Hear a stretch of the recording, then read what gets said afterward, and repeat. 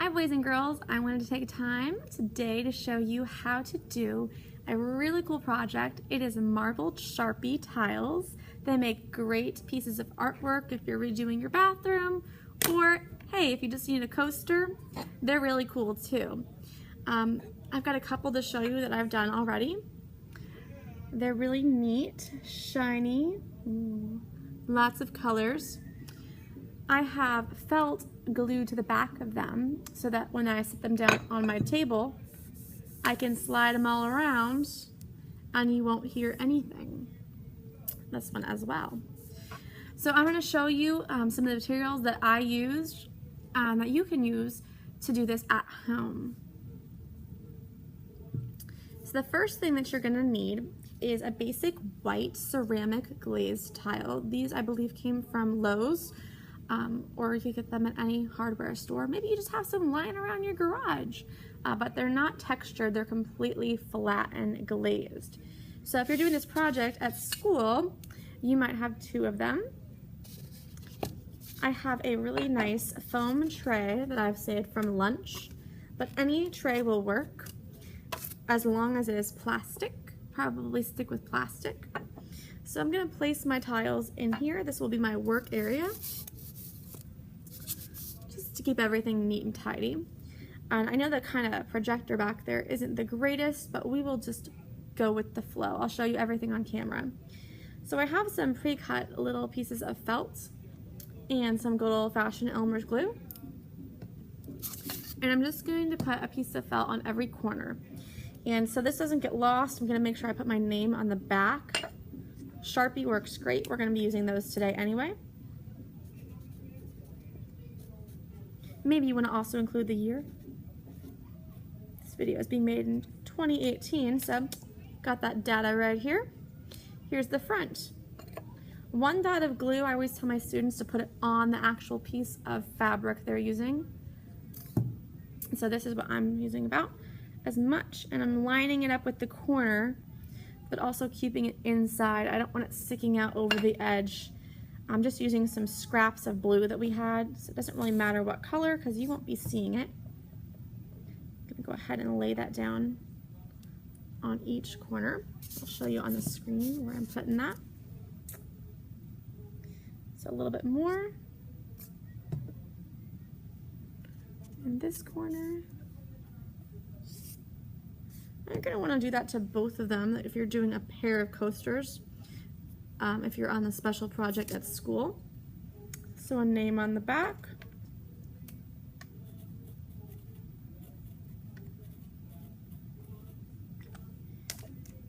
Sharpie is pretty permanent. And this guy should also get some pieces of felt. If you don't have a perfect square, don't worry, any shape works. I had some students help me cut this out, so sometimes our squares are a little wobbly.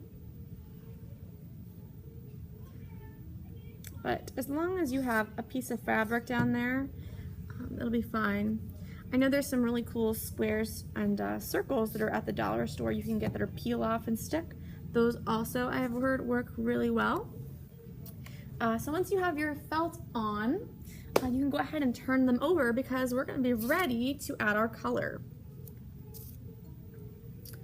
And so I was researching the best way to do this project, and I'm a part of an art teacher blog, and the best advice I got was to have you stick with about 3 colors. And personally, I think that if you stick with ones that are real close together in the color wheel, trusty color wheel over there, you're going to have much more success. So I'm going to start with some warm colors. I've got some orange, some pink, and how about some yellow? I'll try not to drop it next time. So I call them warm colors. They are warm colors. Pink's not really in the color wheel, but it works. They're the colors of sunset, so if that's something that you like, I think you'll really like this tile. I also was told to not leave a bunch of white space when we're coloring these because it helps the colors spread out if there's not a ton of white space. So I will start with my first tile over here. I'm going to use my yellow first. And I'm just going to kind of color side to side to side. Kind of all go in the same direction for this one.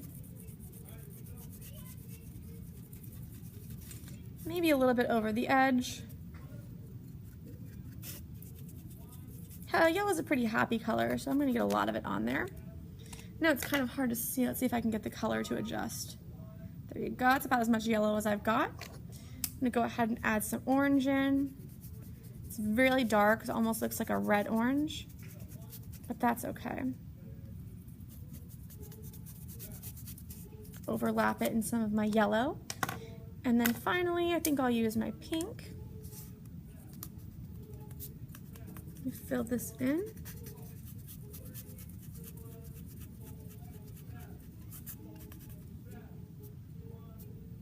Going real close to the edges. And you could color these outside of your tray if you wanted to. Just for my video, I'm going to keep everything centrally located. I'm going to kind of zoom in so that you guys can see the strokes. So they're all kind of going the same direction. And I'm going to do the other side with the cool colors. So I'm going to start with my purple here. And this one I'll just do up and down, just so we've got some variation. So trying to minimize the white space that I'm leaving. Got some nice blue. And these are definitely the colors that I like better. But you might be more of a warm color person. I think it's nice to have a pair. So I've got my blue. This Sharpie is a little bit older, but he will still work just fine. And so as long as you're using any permanent marker, we just happen to have Sharpies here. They work really nicely, but I'm sure any brand would be fine as long as it's permanent. I don't know that this would work very well with a washable marker because of the chemical reaction that we need that we're going to use later when we use our rubbing alcohol. So now I've got some turquoise, but any cool color will be nice. Let's see if this one's pretty good. Oh, he's in good shape. So I'm going to fill him in with the rest of these white spaces. And you'll notice that when you're coloring, if you kind of overlap your markers, Sharpie on top of Sharpie will actually blend them a little bit. So if that's not something that you like, don't get super close when you're coloring in. Because of what the Sharpie is made out of, they kind of blend on top of each other when we're using this ceramic. And it will contaminate your colors. So we've got a lot of color happening. I'm just gonna straighten these out, but I'm gonna have some space in between. So you're all finished with these Sharpies for now. I'm gonna move them over to the side. My name's in the back. I've already got the glue on, so I don't need my glue anymore. I have borrowed an eyedropper from our science teacher, and I've got some rubbing alcohol. The higher the percentage, the better it's going to be. I've heard teachers try this with a lower percent, like a 50% mix, and they just were not happy with the results. My advice would be to use this in a ventilated area. So this is not something you're gonna wanna do inside if you don't have fans like I do.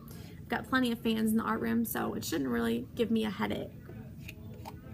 So I'm gonna use an eyedropper here. I'm gonna go ahead and fill it up. So it's mostly full. And I'm gonna go ahead and drop a couple of drops on the warm color first so that you guys can see that reaction. Just kind of spreading them out. I'm gonna let it sit, and you're gonna start seeing on the screen some stuff that's happening and moving. Let me see if I can capture that a little bit better.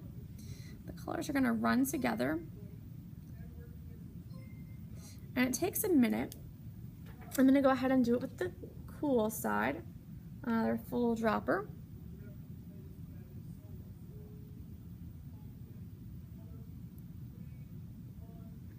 And you can see the colors change as they move up across the page. You may want to move your tile around if that's something that you want, because I still have a lot of streaking happening. You may want to use a little bit more alcohol. So I'm going to go ahead and drop a little bit on the edges.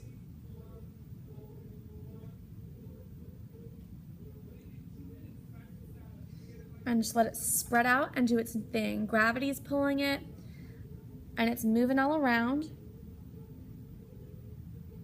Just trying to avoid those marker lines and letting the chemicals do their thing. And so that's going to take some time to dry. I'm going to go ahead and stop it there, and I'll tack on the rest of the video after we've let it dry. If you want to move it around, that's up to you. You can kind of tilt it back and forth. That's what we did with this one, and kind of the colors kind of move around. So we're letting this alcohol dry. It's actually drying up pretty quickly, especially if you don't use so many drops. You may want to use a hairdryer to help you out. I've just got a low-powered hairdryer here in the art room. So I'm going to go ahead and switch it on and hold it pretty far back and let some of the colors do their natural thing. And you're really seeing that marbling effect.